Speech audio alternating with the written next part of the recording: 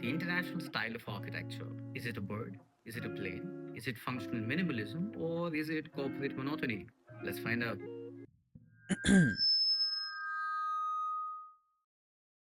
This building could be anywhere. As could this. And as could this. And as could this. But back in history, that wasn't the case. Looking at a building would give more than a few hints about where the building is, as well as what kind of society and environment spawned it. So, how did we get here and why?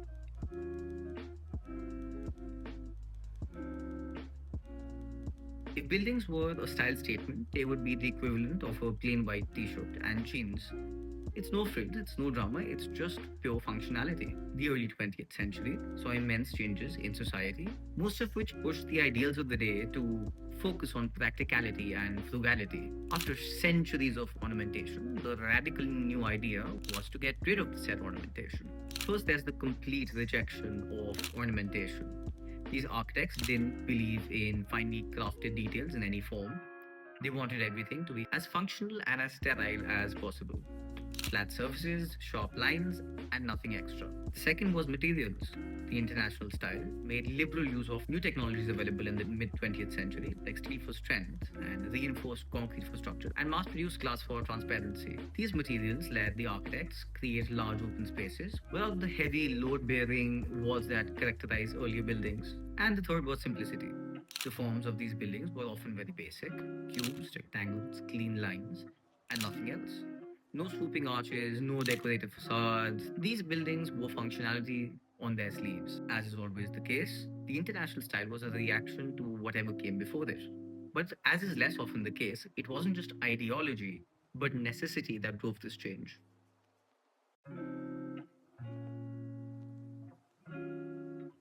Before it, we had 19th century architecture, which was characterized by excess, elaborate Baroque facades, Gothic spires, and the occasional neoclassical temple. Very much a look at me vibe. Architects in Europe decided, although, that it was time to focus on rational design. Why did this happen, though? Well, social and economic changes were happening at the time. The world had just undergone a massive industrialization, which had reshaped the cities into factories of labor. With this new reality, architects started rethinking the purpose of their work. Should buildings be art for art's sake, or should they be tools to serve society efficiently? And of course, there were the world wars. Building ornate buildings required more time and more money and more labor and more skill. And given the destruction of the urban centers caused by the war, and the money that was lost on war resulted in the simple fact that there were more pressing matters at hand than to make a wooden banister have a perfect spiral which served no utilitarian purpose whatsoever. The war resulted in widespread destruction across many European cities, including significant urban centers like Berlin, Rotterdam, and Le Havre. This devastation created an urgent need for reconstruction, prompting architects and planners to rethink traditional approaches to urban design. The destruction allowed for the tabula rasa approach, where entire areas could be redesigned from scratch, fostering innovative architectural solutions that aligned with modernist principles. After the war, there was a notable shift away from the ornate historical style like neoclassicism and Beaux Arts architecture. Architects sought simplicity and functionality in their designs, reflecting a desire to create buildings that were more suited to contemporary life and less tied to past conventions. This shift was fueled by a collective yearning for the new as well as a break from the past, which was seen as having contributed to the factors that led to the war, as well as the extent of the devastation that the war caused. The war, as it usually does, accelerated advancements in technologies pertaining to many things, including construction and building material, such as steel and reinforced concrete. As is often the case, the sectors of defense often have a lot of technologies that they're developing that eventually trickle down to us regular human beings. One of the examples of which is the internet. Once developed by the US military to communicate about really important strategic movements and so on and so forth, is now used to send our friends cringy reels. The war accelerated advancements in construction technologies and materials, such as steel and reinforced concrete, enabled architects to design structures that emphasized open spaces and functional forms, which were key characteristics of the international style. The use of glass as a primary material allowed for greater transparency and a blurred line between spaces that were either indoor or outdoor. The psychological impact of the war led to a re-evaluation of societal values. Many architects embraced modernism as a means to promote social progress and community rebuilding. building. This ethos resonated with movements advocating for democracy and social equity, further embedding modernist principles into architectural practice. In a nutshell, the devastation caused by the First World War catalyzed a profound architectural transformation towards modernism, particularly through the international style, as architects sought new ways to respond to the challenges posed by urban devastation and societal change.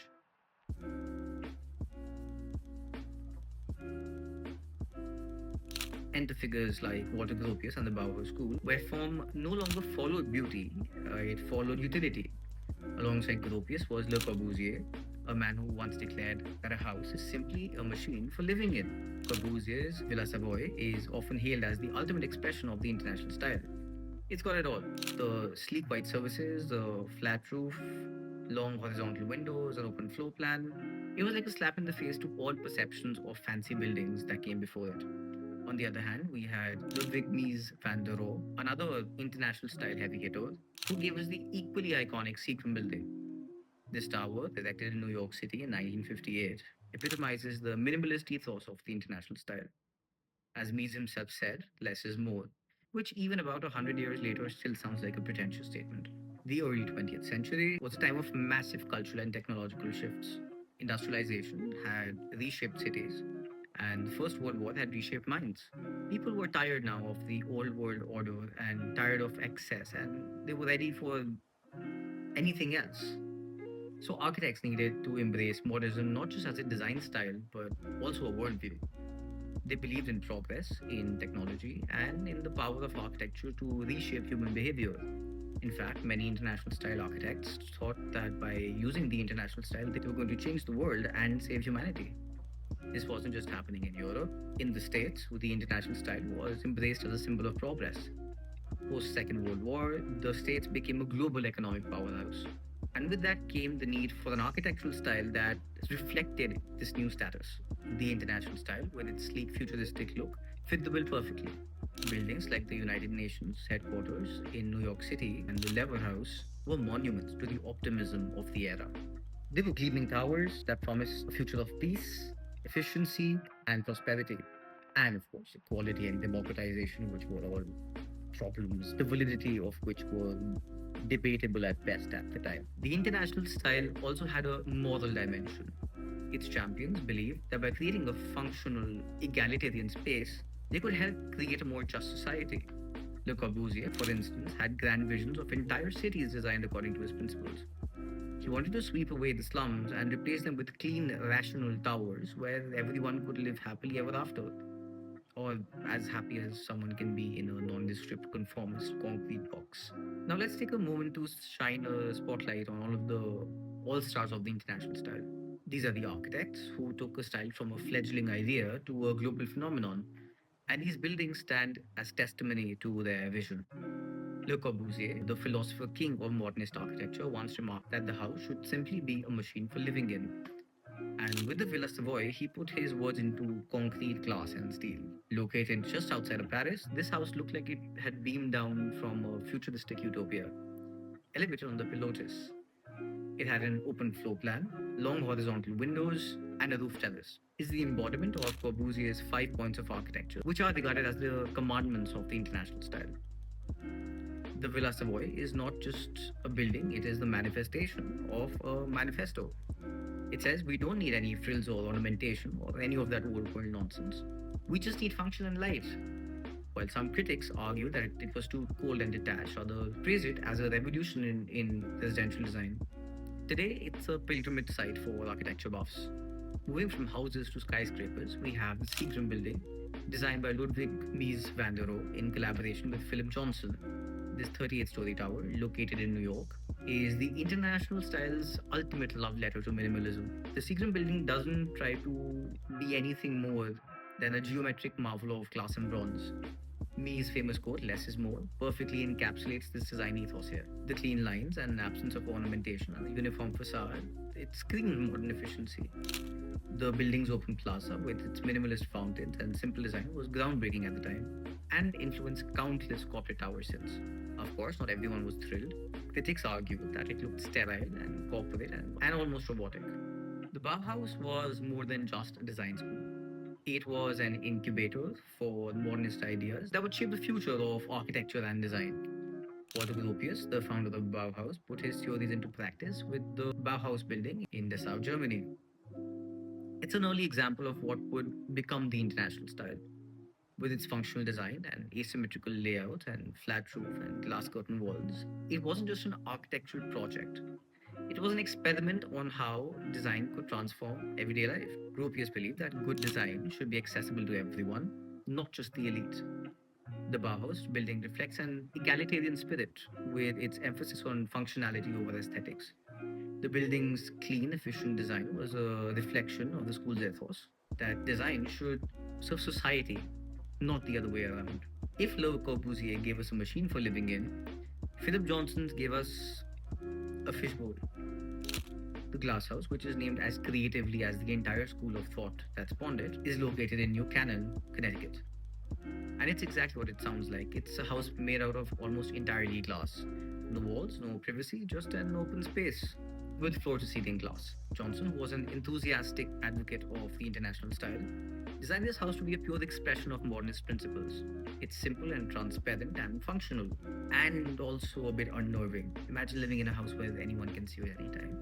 As absolutely anything in the world, the idea of the international style of architecture has its merits and demerits, and we're going to begin with the merits first. So, why do people still rave about the international style? For one, it made architecture more democratic in an era where the elite flaunted their wealth with ornate mansions and public buildings that looked like palaces. The international style came along and said, let's focus on what people actually need. Functionality, efficiency, and clarity were the name of the game. The openness of international style buildings with their large windows and open floor plans allowed for more natural light, something that was often sacrificed in favor of decoration before. This was especially important in the urban centers where people were living in tall buildings. The international style's commitment to minimalism has stood the test of time. In a world where trends tend to come and go, minimalism continues to be a key design principle. Look at any tech company's headquarters today. Whether it's Apple or Google or Microsoft, you'll see echoes of the international style.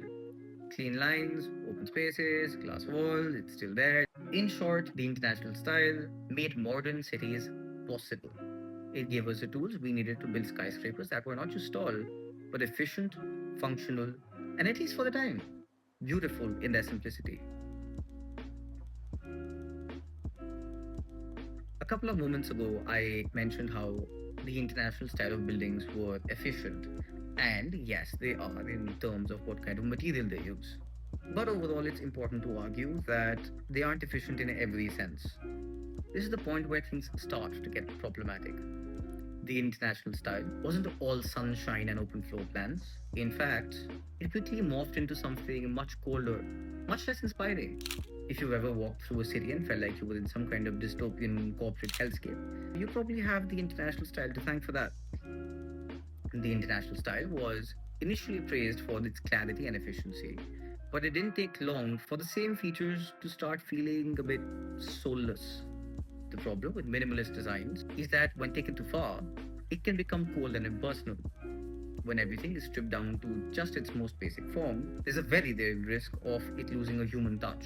And let's be honest, nobody wants to be in a corporate office 24/7, even if it's fancy. Speaking of corporate headquarters, take the corporate headquarters that sprang up in the 1960s and 70s, for example. These buildings were functional, sure, yes, but they were also depressingly uniform. Glass boxes started popping up in every major city, and before you knew it, entire city blocks looked like they had been copy pasted from a single blueprint. Walk into one of these buildings, and you'll be hard pressed to figure if you're in New York or Tokyo or Frankfurt. The most damning critique of the international style is that it prioritized efficiency and economy over the human experience.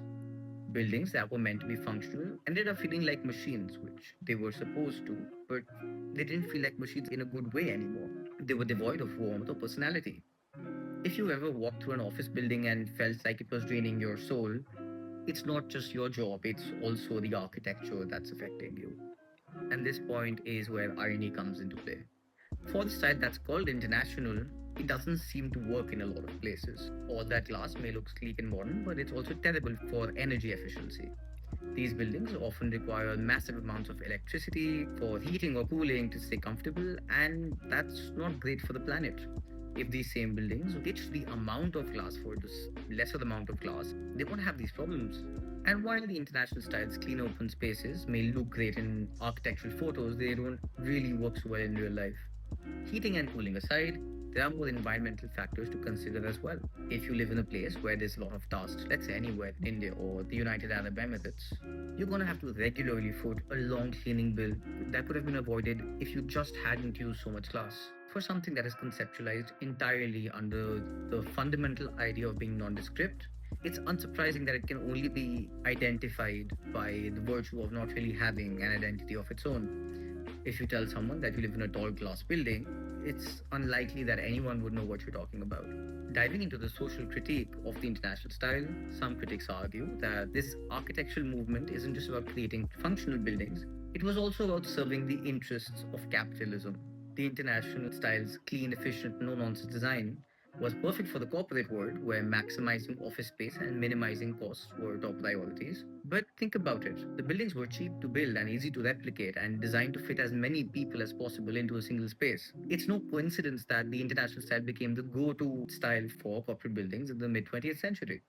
These buildings weren't just about architecture, they were about making a statement. They were the architectural equivalent of saying, we mean business and nothing else.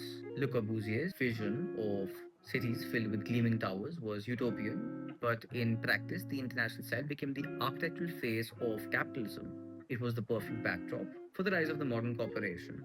And these buildings may have looked sleek and futuristic, but they also represented a shift in a more impersonal and bureaucratic world.